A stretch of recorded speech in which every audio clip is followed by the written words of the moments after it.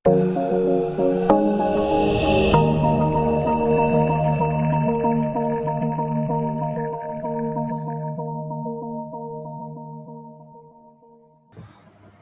terima kasih. Kembali lagi bertemu dengan saya di mata kuliah Keamanan Komputer pada pertemuan ke-14 ya.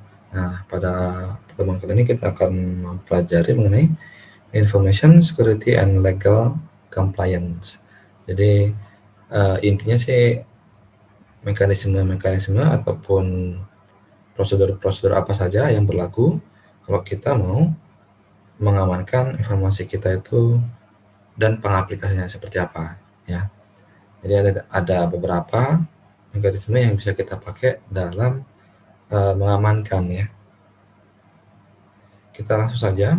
Namun sebelumnya, seperti biasa materi kali ini sama seperti yang kemarin-kemarin itu masih menggunakan materi yang dari dosen koordinator Bapak Hadi Santoso ya. Kemudian juga mengambil referensi dari buku-buku ini dan juga dari iclass.ecouncil.org. Oke, kita langsung saja. Ini hanya ini ya pengantar, kemudian kita skip saja. Ini juga pengantarnya. Nah, objektifnya adalah ini. Nanti kita akan menjadi mengenai HIPAA, ada VERPA, ada PCI DSS ya. Jadi seperti yang saya bilang tadi, mekanismenya ada 3 macam. Nah, flow-nya juga ada 3 macam. Kita masuk yang pertama ke HIPAA dulu ya, ataupun Health Insurance Portability and Accountability Act. Jadi kata kuncinya adalah health ya. Jadi bagaimana kita mengamankan asuransinya kita ya secara portable itu di bidang kesehatannya seperti apa, itu menggunakan HIPAA. Nah, pengertiannya ya. HIPAA is a security standard to provide physical, technical, and administrative. Jadi HIPAA ini, Health Insurance Portability and Accountability Act ini, itu adalah standar keamanan ya, security standard untuk menyediakan safeguard ataupun bentuk-bentuk pengamanan baik itu fisik, teknis maupun secara administratifnya untuk melindungi the integrity, untuk melindungi aspek-aspek integritas, aspek availability maupun confidentiality dari informasi kesehatan ya. Jadi kata kuncinya adalah health, jadi kesehatan. Kemudian the purpose of this security standard is to prevent. Jadi tujuannya, purpose-nya dari standar keamanan ini adalah untuk mencegah the inappropriate use, penggunaan-penggunaan yang tidak tepat, penyalahgunaan begitu, and disclosure ya, penyingkapan begitu dari individuals health information. Jadi penyingkapan ataupun pengungkapan informasi kesehatan dari individu-individu. It impose restriction on organization. Jadi dia memaksa untuk membatasi ataupun pembatasan pada organisasi untuk ya, to protect health information, untuk melindungi informasi kesehatan ya. Jadi fungsinya untuk membatasi ya apa-apa saja yang bisa akses maupun yang tidak bisa akses. Dan the system that store, transmit, and process it, maupun sistem-sistem yang menyimpan, mengirim maupun memprosesnya ya. Nah, objektifnya itu adalah group and individual insurance reform. Jadi bentuk-bentuk reformnya itu asuransinya ya itu berbasiskan grup maupun individu. Kemudian it reduce the potential for waste, fraud, and abuse. Jadi dia mengurangi the potensial kemungkinan potensi dari pembuangan sampah-sampah ya, kecurangan maupun penolakan ya. Kemudian it requires the application of uniform standard ya. Jadi dia juga membutuhkan aplikasi dari standar yang ada ya, yang seragam. Kemudian untuk electronic data transaction in a confidential and secure environment. Jadi untuk transaksi ya data elektronik pada lingkungan-lingkungan yang confident maupun yang secure, yang aman ya. It allows for portability and continuity. Jadi dia juga memungkinkan untuk penggunanya secara portable ya, dibawa kemana-mana, dan juga continue, jadi secara berkelanjutan ya. Jadi tidak hanya sekali pakai begitu, tapi bisa berkali-kali pakainya. Of health insurance ya, jadi untuk asuransi kesehatannya, and places limits on pre-existing exclusion provision ya. Jadi juga and place limits ya, jadi dia juga memberikan batasan untuk pre-existing hal-hal yang belum ada yang mau terjadi gitu secara eksklusinya ya. Kemudian new penalties and sanction will be imposed. Jadi ada sanksi maupun hukuman yang akan dikeluarkan kalau melanggar ini ya, HIPAA ini. Kemudian its goal, tujuan dari HIPAA ini is to improve untuk meningkatkan ya, the effectiveness, jadi keefektifannya dan keefisiensiannya of the healthcare system ya. Jadi tujuannya untuk meningkatkan keefektivitasan dan efisiensian dari sistem-sistem yang healthcare ya, yang berbasis healthcare. Oke, kita lanjut checklistnya. Ada 3, file security. File cabinets or drawers storing patient records should be securely locked. Jadi file kabinet tempat-tempat penyimpanan dokumen itu yang dari besi itu ya, file kabinet, atau drawer storing patient record atau tempat penyimpanan rekor-rekor pasien, data pasien seperti itu, harus dikunci dengan aman ya. Or if possible the room itself. Jadi kalau memungkinkan ruangannya juga dikunci. Restrict access to computer terminals to only authorized ya. Jadi kita juga harus membatasi akses ke terminal komputer kepada hanya orang-orang yang berhak akses saja ya, yang authorized ya. Dan kita set up passcode for electronic file. Jadi kita juga memberikan password untuk file-file yang jenisnya elektronik. Be alert to security lapses that might allow a legitimate user to access the record ya.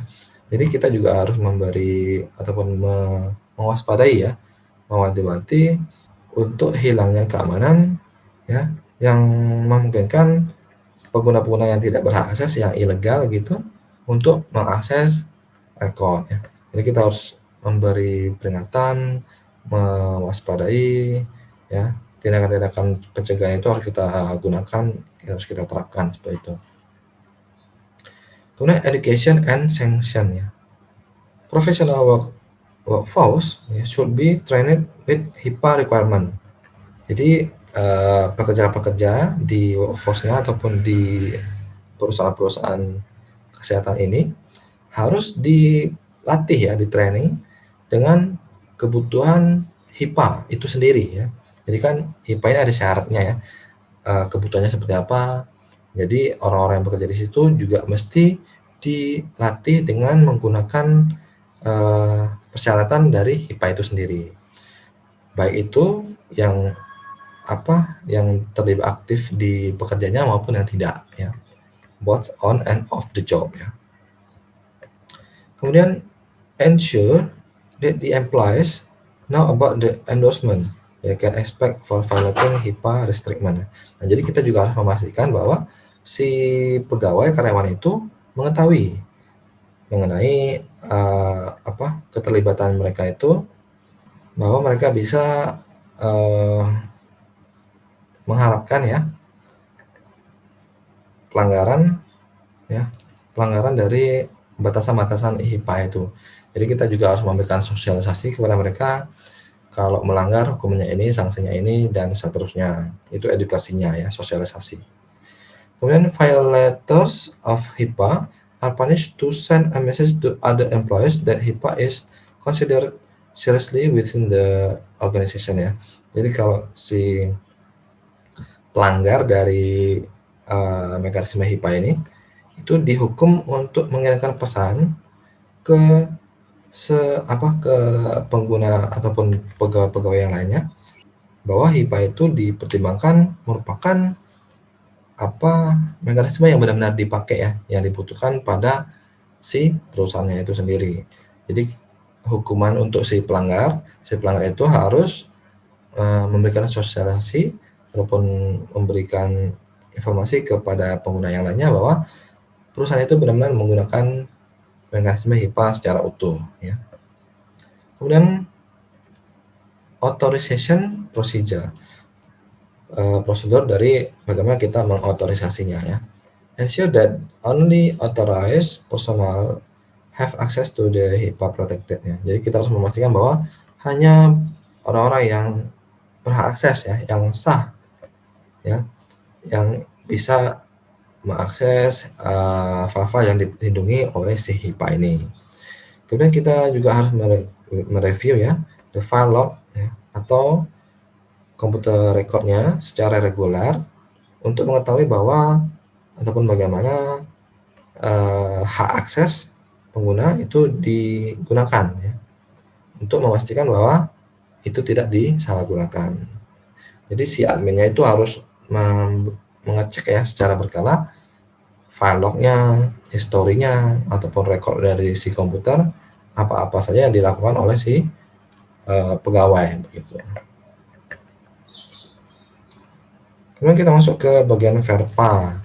Ada HIPAA, ada VERPA ya.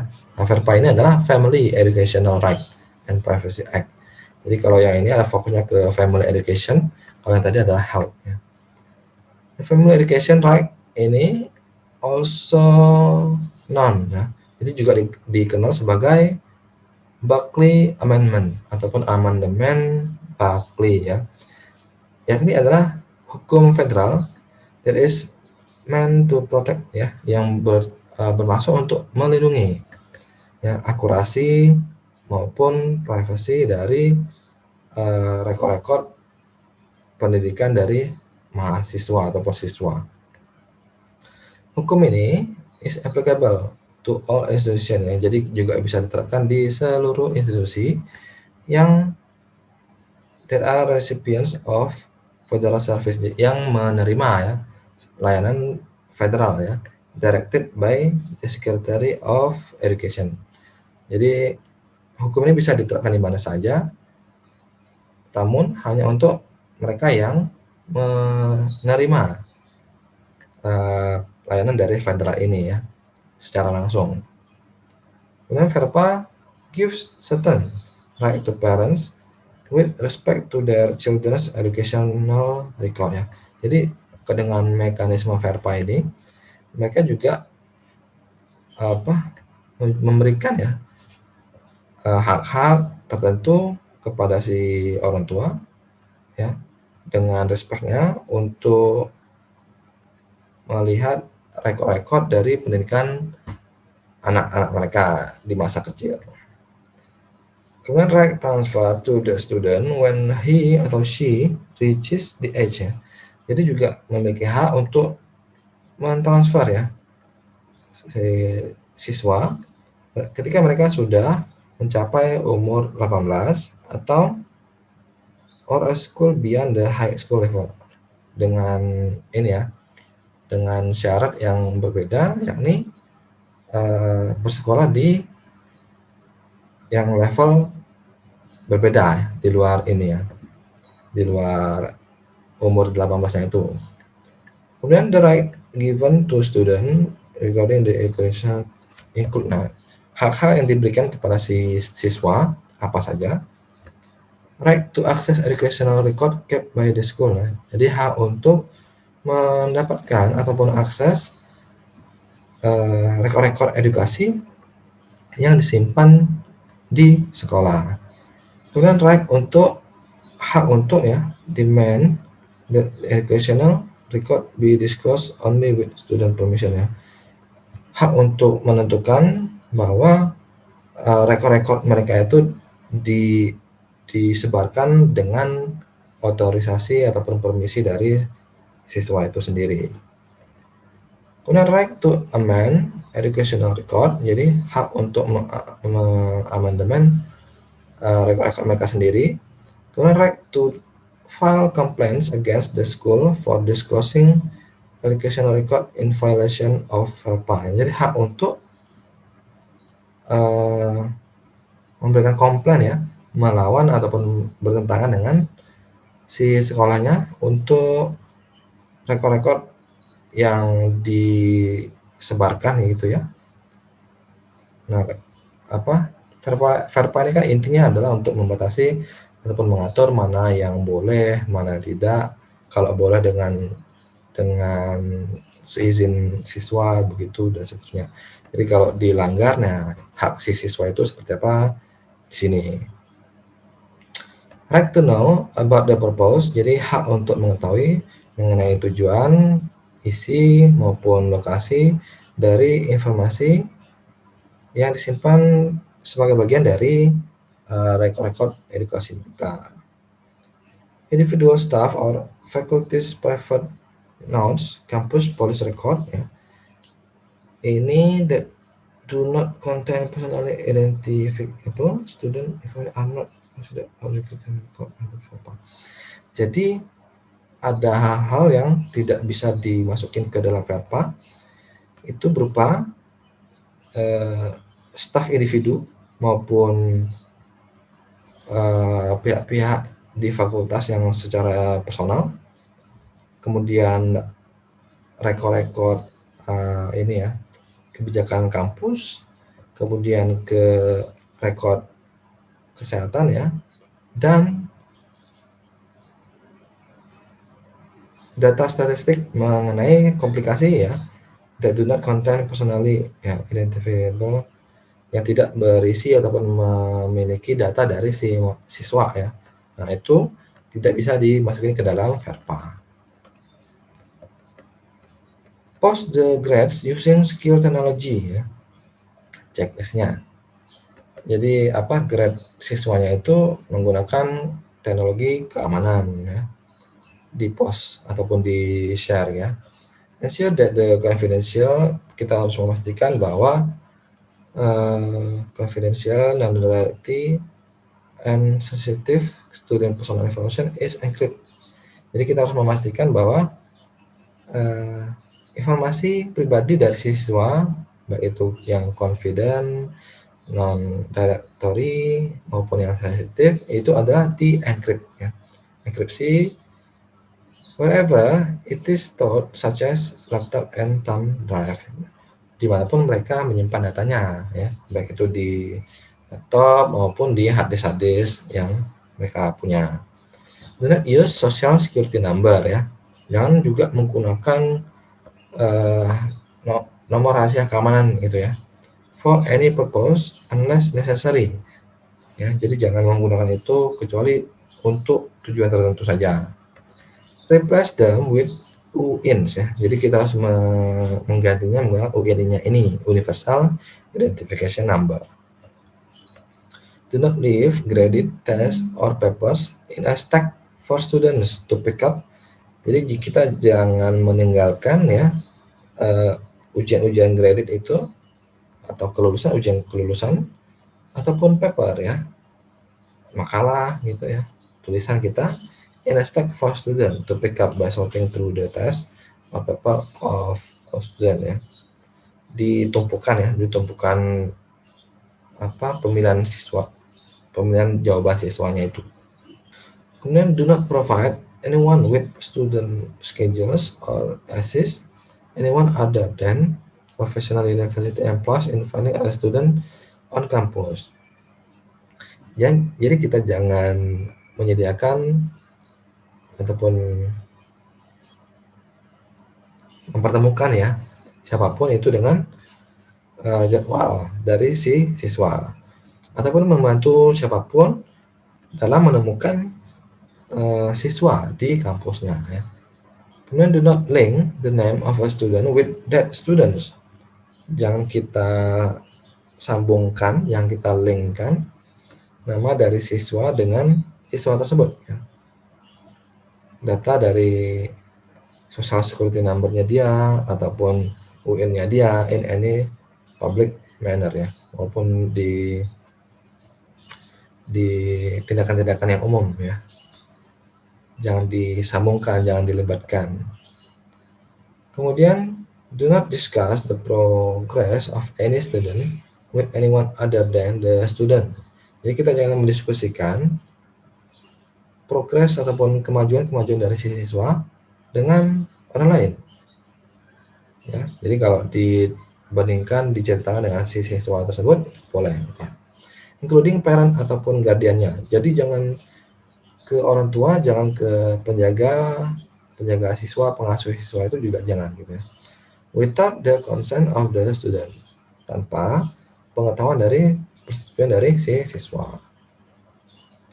Do not provide anyone with list of student enrolled ya, in cases for any commercial purpose. Jangan menyediakan ataupun memberikan ke orang-orang daftar dari siswa ya di kelasnya untuk tujuan komersial ya. Institution must have written permission ya.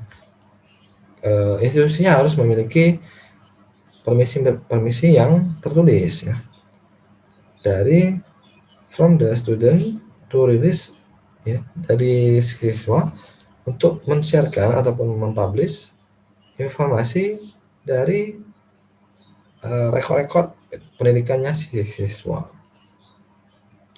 Only student directory information can be disclosed ya. Hanya ini ya, directory ataupun bagian ini, informasi ini aja yang bisa diungkapkan ataupun dibagikan by the institution without the student's permission. Tanpa persetujuan ya. Jadi kalau kita mau nge-share langsung hanya ini aja yang boleh ya. Information directory-nya siswa. Kemudian student should be notified about their right under FERPA by institution through annual publication. Jadi si siswa itu harus menerima ataupun harus dikasih tahu mengenai hak-haknya mereka berdasarkan mekanisme FERPA ini ya oleh si institusinya dia melalui publikasi yang ya setahun sekali atau 2 tahun sekali seperti itu. Kemudian yang ketiga adalah mekanisme PCI DSS ya, Payment Card Industry Data Security Standard. Payment Card ini PCI DSS ini is a set of guideline. Jadi sekumpulan petunjuk guideline seperti itu. Kemudian measure pengukuran and control ya. Control that were established to assist yang dibuat sedemikian rupa untuk membantu implementasi dari mission ya. Strong security precaution to ensure safe credit card usage. Jadi untuk notifikasi awal ya keamanannya itu, namun yang kuat ya, yang strong untuk memastikan, untuk menjamin keamanan dari penggunaan kredit card and secure information storage dan penyimpanan informasi yang aman ya.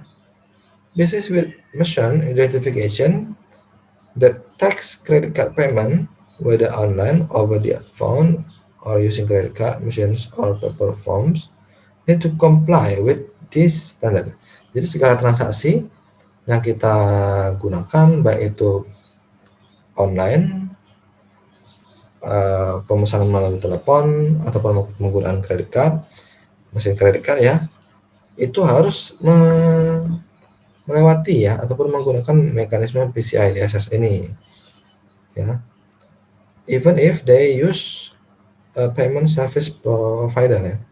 Bahkan walaupun juga mereka menggunakan provider pembayaran mereka sendiri, jadi harus tetap menggunakan mekanisme ini ya. Objektif itu dari PCI DSS adalah ini ya. Yang pertama adalah maintain and information security policy ya. Jadi dia memelihara kebijakan-kebijakan keamanan informasinya ya. Kemudian regularly, secara reguler, berkala, memonitor dan menguji jaringannya kita.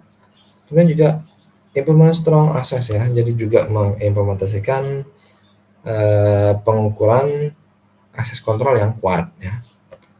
Kemudian build and maintain a secure network untuk membangun dan memelihara jaringan yang aman ya. Kemudian protect cardholder data ya, untuk melindungi kartu ATM ataupun kartu kredit yang kita miliki ya datanya. Karena maintain vulnerability management program untuk memelihara, memaintain program-program manajemen yang rentan terhadap serangan seperti itu ya. Jadi kalau yang PCI DSS ini fokusnya ke payment ya, pembayaran yang aman. Checklistnya install and maintain a firewall ya, jadi kita harus mengaktifkan firewall. Kemudian protect stock cardholder data, jadi kita harus melindungi ya, media penyimpanan kartunya kita itu. Kemudian do not use vendor supplied default ya, jadi kita juga jangan menggunakan bawaan ya, vendor-vendor bawaan dari kartu kredit ataupun kartu yang kita miliki. Kemudian encrypt transmission of cardholder data access open public network. Jadi kita harus, ataupun PCI ini juga melakukan enkripsi ya, enkripsi dari transmisinya dia ya. Kemudian use and regularly update antivirus software. Jadi kita harus mengupdate secara berkala. Kemudian develop and maintain secure system and application. Jadi kita harus mengembangkan dan memelihara sistem security ya, sistem keamanan dan aplikasinya. Kemudian restrict ya, batasi akses untuk pemegang kartu ya. Business need to know. Jadi kita harus membatasi informasi pemegang kartu. Kemudian assign a unique ID ya to each person with confident access. Jadi kita harus memberikan ID yang unik setiap pemegang kartu. Restrict physical access to cardholder data. Jadi kita harus membatasi juga akses ke pemegang kartu. Track and monitor all access to network resources and cardholder data. Jadi itu kita ikuti, kita tracking, dan kita harus pantau, kita harus monitor ya seluruh akses jaringan ke sumber daya maupun pemegang kartu data. Regularly test security system and processes. Jadi secara berkala, secara terjadwal kita harus melakukan pengujian keamanan sistemnya ya, and proses ya, prosesnya juga harus diuji seperti itu. Maintain a policy that addresses information security. Jadi kita harus memelihara kebijakan ataupun membuat kebijakan yang memiliki isi ya, kebijakannya itu mengenai keamanan informasi. Summary-nya, HIPAA itu adalah security standard to provide ini ya, on health information. Jadi kata kuncinya adalah health information ataupun informasi kesehatan. Kemudian the purpose of HIPAA is to prevent ya, tujuannya untuk mencegah inappropriate use ya, penggunaan yang tidak tepat, penyalahgunaan itu, dan pembatasan ataupun membatasi informasi kesehatan dari individu. FERPA itu adalah hukum federal yang bermaksud untuk melindungi ya, aspek akurasi sama privasi dari rekor-rekor edukasi dari siswa. Kemudian PCI DSS itu adalah sekumpulan guideline, panduan seperti itu ya, pengukurannya dan kontrol yang dibuat untuk membantu si mason dalam mengimplementasikan atau menerapkan precaution security yang strong ya, untuk untuk menjamin ya safe credit card usage, penggunaan kartu kredit yang aman dan penyimpanan informasi yang aman. Kemudian business with mission identification that takes credit card payment with the online ini bla bla bla need to comply with the PCI DSS standard. Jadi segala bentuk transaksi itu harus diterapin ininya mekanisme PCI DSS ini untuk keamanannya. Oke gitu untuk yang pertemuan ke-14 ini ya. Kiranya dari yang saya bahas itu ada yang nyangkut, bisa dipahami sama kalian semua dan juga bisa dimengerti ya. Jika ada pertanyaan boleh komen di bawah maupun di WA grupnya kita ataupun japri ke saya langsung. Oke, cukup begitu, demikian dan salam Budi Luhur.